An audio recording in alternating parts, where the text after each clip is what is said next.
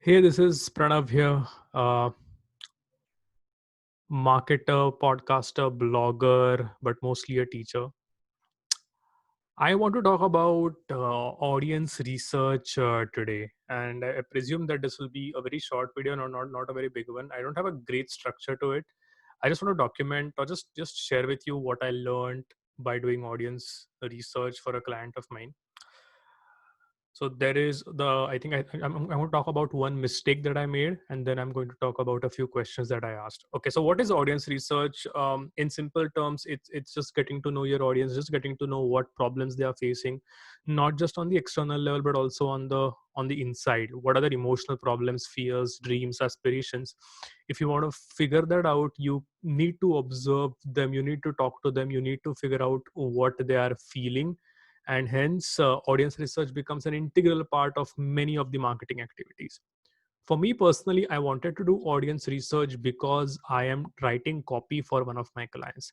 I cannot disclose the client, but I can say that the client is into selling online products or online courses. So I think the where I want to start is that I have made a mistake in my past of being away from clients. I've always been a little hesitant to pick up the phone or to schedule a Zoom call and just have an interaction with my client. I don't know what the reason for that is, and I think most of the marketers that I know, or rather many of the marketers that I know, hesitate tend to do the same. They hesitate to talk to their clients.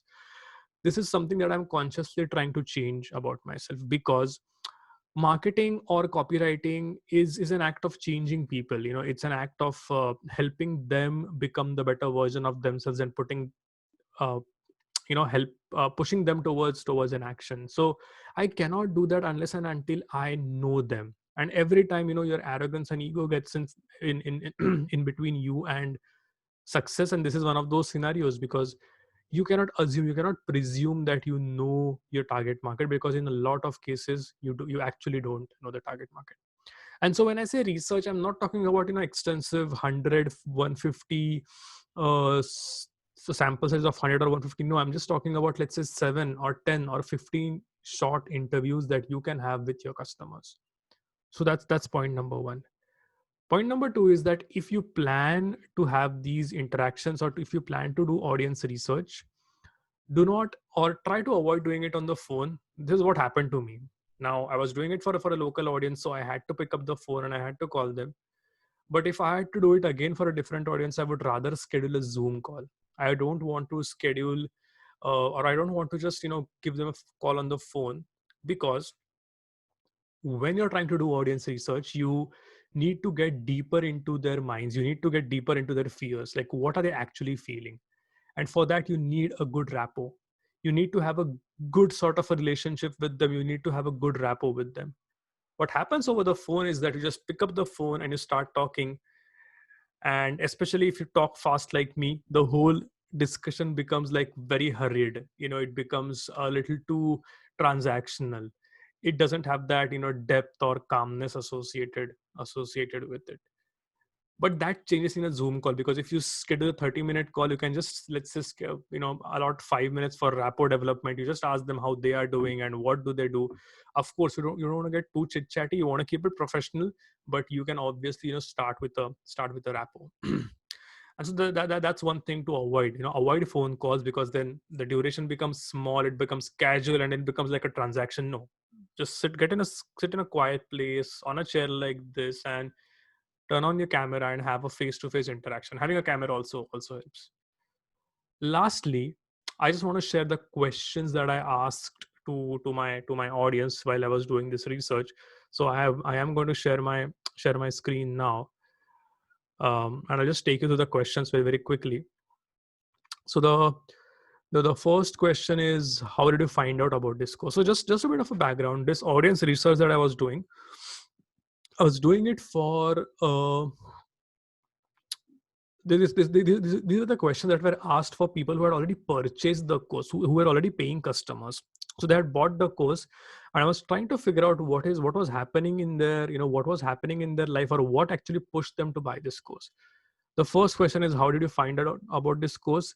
This basically gives you an insight into the channels that you should be looking at. So for example, if 90% of your audience, of your customers say that, hey, we found your course on Google search, then maybe you really need to put a lot of effort on SEO or pay Google search ads, right? Or if it's Instagram, then you really need to put a lot of efforts on Instagram. So it helps you identify how this customer got into your funnel in the first place. This was just to know if the habits and the tendencies of the audience. Do we want, is our audience someone who is like a serial online learner, or are they someone who just bought this course for the first time? This is a very important question that I learned from Joanna Weeb, which is, what was happening in your life that you felt the need to buy this course? And the moment you ask this question, you kind of get an entrance into your audience's world. You realize the actual pain point that they are going through, what they are facing, and then you can just use that, and you can use it for your messaging, or you can use it just to understand the audience's concern, and shape up your strategy that way. The next one was, how much time did you spend thinking about buying the course? Were you unsure about the course? Well, here you understand the objections that they might have while buying this course. And once you start knowing the objections, you can address those objections through your copy.